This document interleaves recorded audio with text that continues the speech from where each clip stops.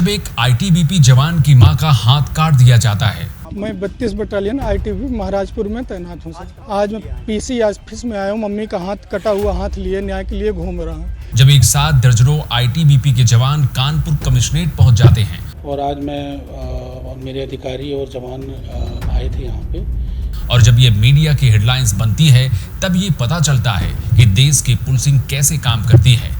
कानपुर के महाराजपुर में तैनात आईटीबीपी के जवान विकास सिंह की मां के साथ जो कुछ भी हुआ वो सिर्फ मेडिकल लापरवाही नहीं थी, वो इस सिस्टम का एक्सरे था जो आम आदमी की चीख तब तक नहीं सुनता जब तक उसके पीछे कोई ताकत खड़ी ना हो जाए।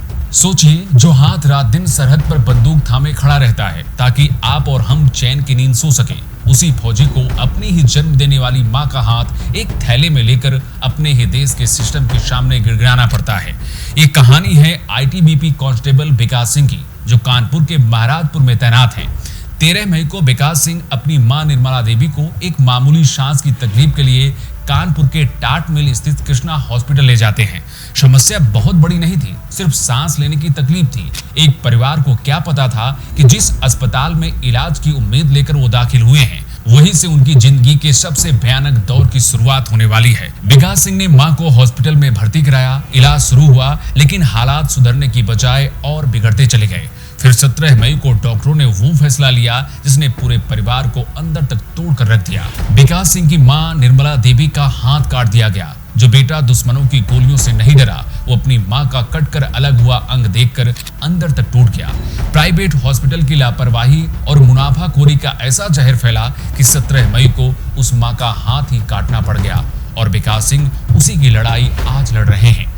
सोचिए, एक मां हॉस्पिटल में सांस की तकलीफ लेकर जाती है और कुछ दिन बाद उसका बेटा उसका कटा हुआ हाथ लेकर न्याय मांग रहा होता है।